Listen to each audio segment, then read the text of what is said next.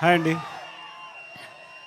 ఆ, నేను ఆల్రెడీ అలసిపోయి ఉన్నాను, కానీ ఆ, మా ప్రొడ్యూసర్ ఇప్పుడే వచ్చారు. 11 అయిందండి, మీరు కొంచెం మాట్లాడి వెళ్దామని. సో అందరినీ పేరు పేరున చెప్పలేమేను. ఒకటి మాత్రం నిజం, నేను బన్నీని ఆర్యతో స్టార్ట్ నా జర్నీ, తను ఎలా ఎదుగుతున్నాడో చూస్తూ వచ్చాను. అంటే వ్యక్తిగా, ఒక ఆర్టిస్ట్గా తన జర్నీ అంతా నేను దగ్గర నుండి చూస్తున్నట్టే. బికాజ్ ఇప్పుడు మాట్లాడుతూనే స్పెషల్గా చెప్పాలంటే ఈ పుష్ప అనేది, ఈ పుష్ప 1 పుష్ప 2 కానీ ఈ సినిమా ఎట్లా వచ్చింది, ఇలా తయారైంది అంటే ఇది కేవలం తన మీద ప్రేమ మాత్రమే. మా ఇద్దరు బాండింగ్ అనేది ఎక్స్చేంజ్ ఆఫ్ ఎనర్జీ. తనతో మాట్లాడుతున్నప్పుడు, తన సీన్ చెప్తున్నప్పుడు నాకు ఇచ్చే ఎనర్జీ. ఎప్పుడైనా ఒక సీను రావాల్సిన పోరాటం చేస్తాడు. మీరందరూ ఒక ఫైట్ కోసమో లేదా సీక్వెన్స్ కోసమో కాదు, ఒక ఎక్స్ప్రెషన్ కోసం ఫైట్ చేస్తాడు తను. ఒక చిన్న ఎక్స్ప్రెషన్, ఒక ఐబాల్ లేపాలనో, ఒక లిప్ మూవ్ చేయాలనో, లేకపోతే వాయిస్లో ఏదో ఒక షివర్ రావాలనో, అంటే ఒక స్టార్ పర్ఫామ్ చేయడానికి పడే తపన అనేది ఒక డైరెక్టర్కి మామూలు ఎనర్జీ రాదు.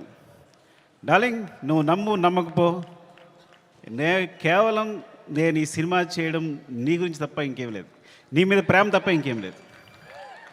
ఈ కథ క్రియేట్ అవ్వడం వచ్చు, మాట్లాడడం వచ్చు. ఫ్రాంక్గా చెప్పాలంటే నీతో సినిమా చేస్తున్నప్పుడు నా దగ్గర కథ లేదు. నీకు వచ్చినప్పుడు ఊరికే జస్ట్ ఒక సీన్ 2 సీన్ చెప్పాను, ఇట్లా ఉండొచ్చు క్యారెక్టర్ అంతే. కానీ నా దగ్గర కథ లేదు ఆ టైంకి.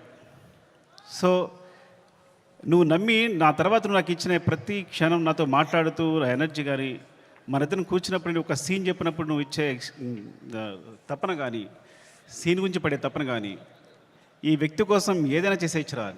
బికాజ్ సినిమానే మా ప్రపంచం. ఆ సినిమాలో ఈ సినిమాని ఒక స్థాయి తీసుకెళ్ళడానికి వ్యక్తి ప్రయత్నిస్తున్నాడు అంటే ప్రతి ఒక్కరికి ఒక ఎనర్జీ వస్తుంది. సెట్లో మొత్తం అందరికీ శ్రీవల్లి చెప్పినట్టు, శ్రీలీల చెప్పినట్టు, లేకపోతే అందరూ నా టెక్నీషియన్స్ చెప్పినట్టు, నా అసిస్టెంట్ చెప్పినట్టు, ప్రతి ఒక్కరికి కూడా ఏదైనా ఇప్పుడు ఫర్ ఎగ్జాంపుల్ అంటే ఒక ప్లాట్ఫామ్ క్రియేట్ చేస్తాడు తను ఈ హైలో. అది మైత్రి మూవీ కేసు అయినా మేమందరైనా సరే ఈ ప్లాట్ఫామ్లో మమ్మల్ని కూర్చోబెడతాడు. ఆ హైట్లోనే మా అందరం చేయాల్సి వస్తుంది. ఈ హైట్లోనే అందరం, నేను కూడా అక్కడికి ఎక్కి వర్క్ చేయాలి. ఏ ఆర్టిస్ట్ అయినా, ప్రొడ్యూసర్స్ అయినా, టెక్నీషియన్స్ అయినా ఆ హైట్లోకి వెళ్ళి వర్క్ చేయాలి మేమందరం.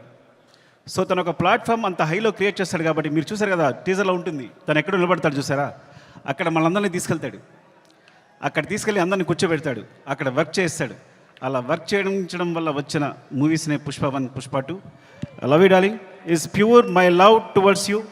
ఇది కథ కాదు, సినిమా కాదు, రాయడం కాదు, ఇది నీ పట్ల ప్రేమ తప్ప ఇంకేమీ లేదు. Love you so much darling, love you. ఇంకాసేపు ఉంటే అండ్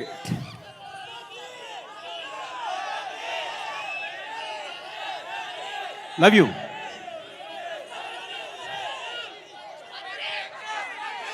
పుష్ప 3 నేను మీ హీరోని అఫ్కోర్స్ 1 సంవత్సరం షూట్ ఆల్మోస్ట్ 2 years కష్టపెట్టాను. 2 years అంటే 3 years తీసేసుకున్నా.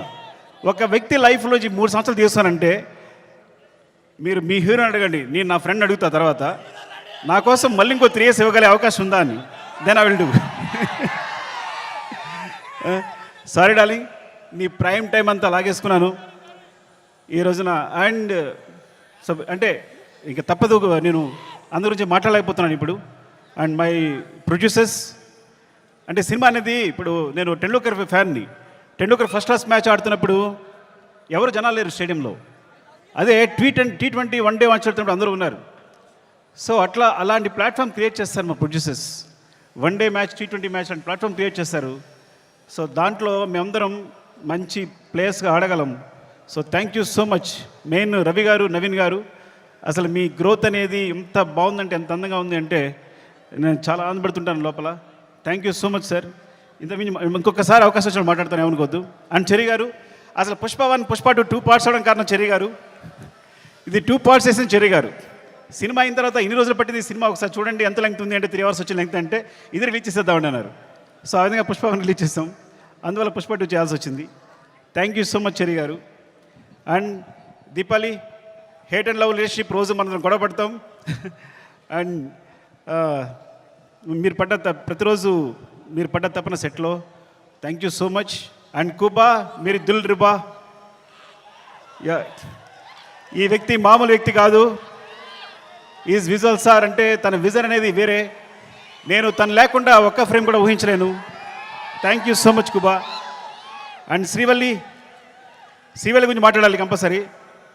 నేను ఎడిట్ చేస్తున్నప్పుడు, సినిమా చూసినప్పుడు తను క్లోజ్అప్ చూస్తూ కూర్చుండిపోతున్నాను. తను వెనుకున్నా సరే అంత అంటే ఎంత ఫ్రీక్వెన్సీ మ్యాచ్ అయింది అంటే నేను ఎప్పుడు తన దగ్గర చేయని చెప్పక్కర్లేకపోయింది.